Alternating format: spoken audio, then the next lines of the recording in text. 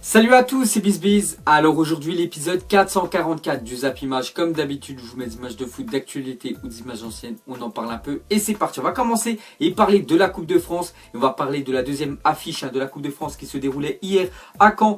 Et c'était Caen qui recevait le Paris Saint-Germain. Et score final à 3-1 voilà, pour le PSG. Donc score mérité. J'ai regardé le match. Voilà, c'est mérité quand même qu'il soit qualifié. Bien sûr, le PSG, un doublé de Kylian Mbappé, un but de Christopher Nkunku. Voilà, en fin de match, 94e minute.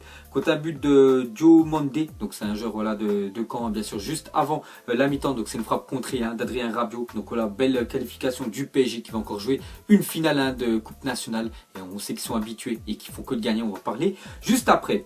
Ensuite le PSG sur 41 victoires consécutives en Coupe nationale, donc on en a parlé que le PSG voilà, domine vraiment tout ce qui se passe voilà, en compétition sur le territoire français, que ce soit la Coupe de France, la Coupe de la Ligue ou le Trophée des Champions, à chaque fois c'est le PSG vainqueur et il reste quand même sur 41 victoires consécutives en Coupe nationale, donc vraiment respect au PSG. Ensuite on continue avec le PSG depuis l'arrivée du Qatar, je crois c'est en 2011, donc en tout c'est 13 finales, 13 victoires quand même pour le PSG en Coupe nationale, donc vraiment respect au Paris Saint-Germain. Ensuite on va parler de Kylian Mbappé, a marqué hier soir le 50e but de sa carrière professionnelle, son doublé fait porter son nombre de 51 buts, donc déjà 51 buts inscrits dans la carrière de footballeur professionnel de Kylian Mbappé à seulement 19 ans, donc vraiment très bien. Donc on peut voir 27 avec le PSG, 21 avec l'AS Monaco et 3 avec l'équipe de France. Donc il continue bien sûr Mbappé, il a tout d'un grand. Ensuite une déclaration de Pastore, il a dit tout le monde disait qu'on allait gagner facilement. Or ce fut un match compliqué, nous devons rester concentrés et continuer à bien s'entraîner. On ne sait jamais ce qui peut se passer. Donc voilà ce qu'a dit Pastore. Hier le match était vraiment compliqué pour le PSG parce qu'il y avait un partout jusqu'à la 60e minute.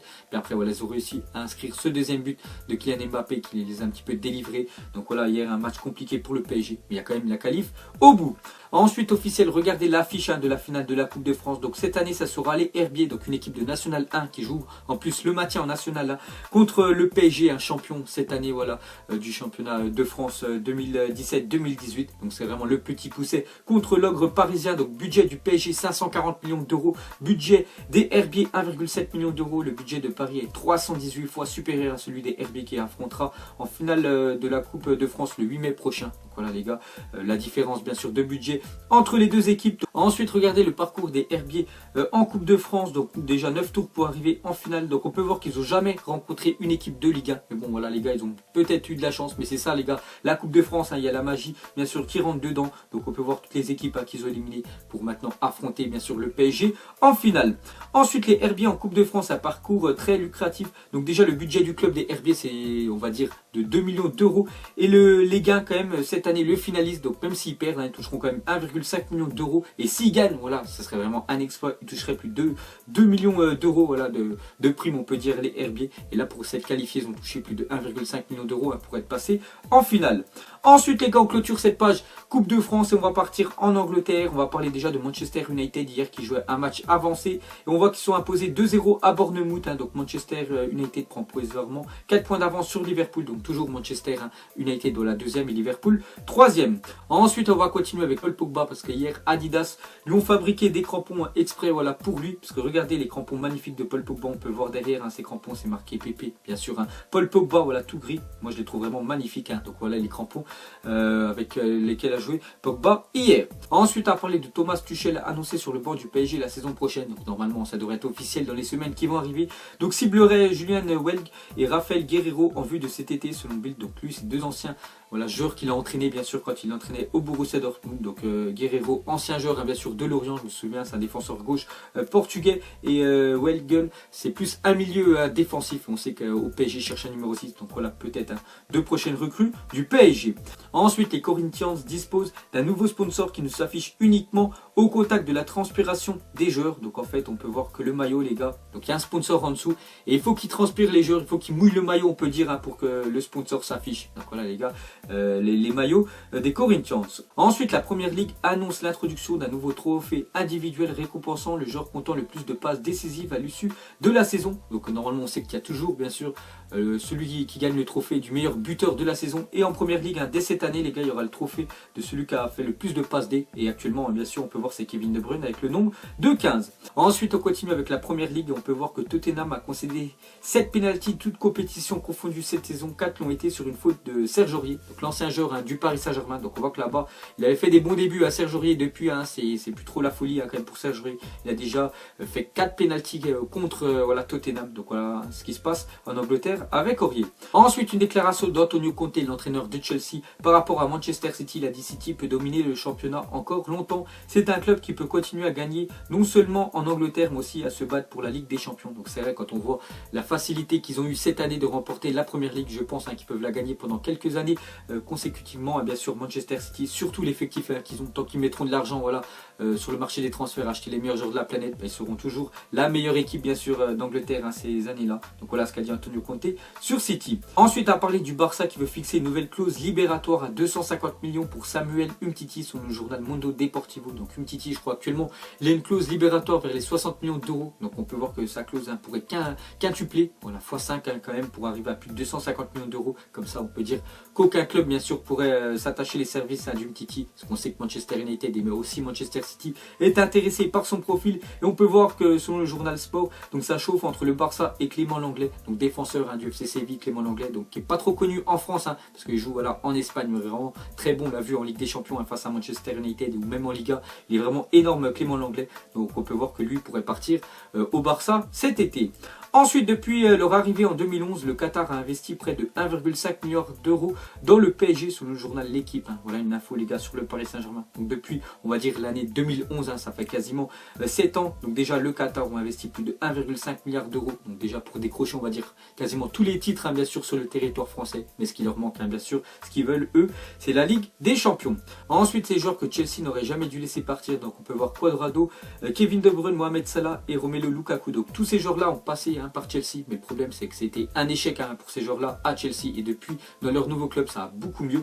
Donc Cuadrado, on va dire, il est bon, on peut dire à la Juventus, Kevin De Bruyne énorme avec un City, Mohamed Salah énorme avec Liverpool, et Lukaku il est bon avec Manchester United. Donc vraiment mauvaise option de recrutement bien sûr du côté de Chelsea. Ensuite une déclaration de James Rodriguez sur le Real Madrid. Il a dit le Real n'est pas seulement Cristiano, il y a de très grands joueurs à pratiquement toutes les positions, ce ne sera pas facile. Donc il parle voilà, de la demi-finale bien sûr face au Real Madrid. Il connaît bien sûr cette équipe parce qu'il appartient toujours au Real Madrid. Voilà, James Rodriguez, peut-être le Bayern va l'acheter, enfin va lever l'option d'achat cet été. Donc il sait que bien sûr ça va être compliqué de se qualifier en finale. Ensuite les gars, on va continuer avec le Real Madrid parce que hier ils jouaient un match de Liga et on peut voir qu'ils ont fait un partout face à l'Athletic Bilbao, et surtout ils perdaient 1-0 à la 85e minute, et comme d'habitude ils marquent en fin de match le Real Madrid, et comme d'habitude c'est Cristiano Ronaldo qui marque ce but. Donc voilà, un match nul pour le Real. Ensuite on continue avec les stats des 15 derniers matchs de Cristiano Ronaldo avec le Real Madrid. Donc c'est quand même 26 buts et 4 passes décisives. Donc voilà les gars, en 2018 c'est lui qui a les meilleurs stats bien sûr, Ronaldo.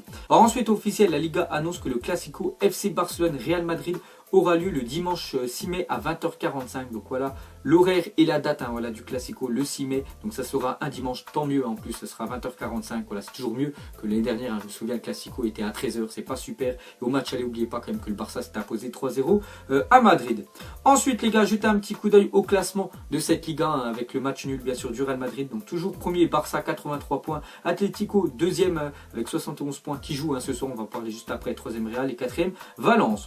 Ensuite jetez un coup d'œil au programme de la journée. Donc ça joue en première ligue. Donc Chelsea se déplace à Burnley, aussi Leicester face à Southampton, et on peut aussi parler de l'Atlético qui se déplace à la Real Sociedad. Ensuite la Juventus a fait de Ramsey et d'Adrien Rabiot sous contrat avec le PSG jusqu'en 2019. C'est priorité pour le milieu de terrain en cas de non-venue d'Emre Can selon Tuttosport. Donc voilà les gars, Emre Can donc normalement déjà il devrait partir de Liverpool pour rejoindre la Juventus, mais s'il vient pas, la Juve penserait à Ramsey, un joueur d'Arsenal, et aussi Adrien Rabiot. Voilà, pourquoi pas voir Adrien Rabiot quitter le PSG. Ensuite officiel, l'UEFA met face au partenariat avec Konami concernant la licence de la Champions League et de l'Europa League présente dans le jeu PES. La collaboration de 10 ans s'arrête après la finale 2018 organisée à Kiev. Donc la Ligue des Champions, pourquoi pas dans le prochain FIFA, le FIFA 19. De ce FIFA cette année, c'est pas la folie, et c'est vrai que s'il y aurait le mode Ligue des Champions et Europa League sur le prochain FIFA, ça pourrait amener des nouveaux joueurs. Donc voilà les gars, déjà c'est officiel.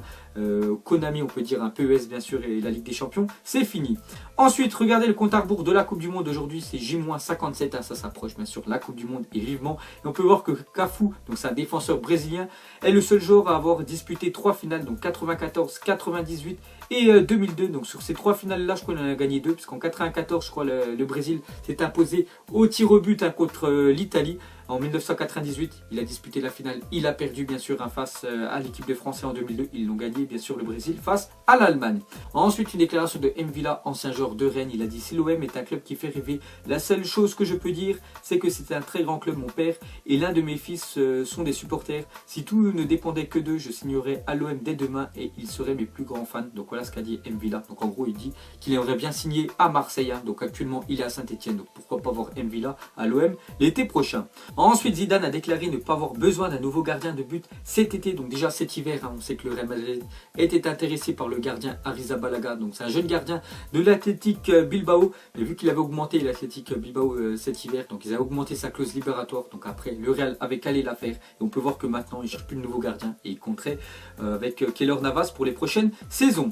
Ensuite, Alexander Seferin, président de l'UEFA, annonce dans la Gazeta que l'assistance vidéo devrait faire son apparition en Ligue des Champions de la saison 2019-2020. Donc pas cette année, hein, bien sûr, enfin pas l'année voilà, qui arrive en Ligue des Champions. La prochaine, normalement, il devrait avoir l'assistance vidéo en Ligue des Champions. Donc ça devrait être très bien, comme ça éviterait que des clubs soient favorisés par l'arbitrage. Hein. Donc vous savez, les clubs que je pense. Ensuite, regardez les joueurs avec le meilleur ratio but, passes décisives par minute cette saison en Première Ligue. Donc le premier, hein, c'est Mohamed Salah. Donc lui, en moyenne, il marque un but toutes les 66 minutes. Deuxième, Agüero et troisième, Sterling. Et pour finir les gars, ce Zap Image, on peut voir officiel hein, le 11 de la saison en Première Ligue désigné par les joueurs. Donc regardez hein, cette magnifique équipe. Donc on peut voir 5 joueurs de City, 3 joueurs de Tottenham, 1 joueur de Chelsea, 1 joueur de Liverpool et 1 joueur de Manchester United. Donc pour vous, est-ce que tous ces joueurs-là méritent leur place? Donc pour moi, elle est parfaite l'équipe. Hein. J'aurais remplacé aucun joueur. On voit pas mal de joueurs de City. Normal, hein, ils sont champions. On peut voir Mohamed Salah en attaque voilà, avec la saison exceptionnelle qu'il fait. On peut voir au cage hein, David De Gea qui est énorme. Avec Manchester United, c'est normal. Marcos Alonso, le défenseur gauche hein, de Chelsea aussi très bon avec Chelsea. Donc c'est normal aussi qu'il soit dedans. Donc mettrez-vous en commentaire hein, si vous êtes d'accord ou pas avec cette équipe. Donc voilà les gars, la fin de Zap Image 444. Donc si ça vous a plu, un petit like et je vous ferai l'épisode 445 demain. Donc moi je vous laisse et je vous dis à la prochaine comme d'habitude. Ciao à tous. Je sais même pas comment s'appelle, elle doit passer vers 20h. Les yeux rivés vers le ciel, en vrai j'ai mal, j'y pense encore. Mon poteau en cellule, il me manque c'est quand qu'il sort. Ok je me cale, toujours au fond du car. Comme au virage, à Marseille ça crie aux armes. J'ai pas le permis, vas-y la mise prend les commandes. Ne fais pas la pilote, n'oublie pas c'est qui commande.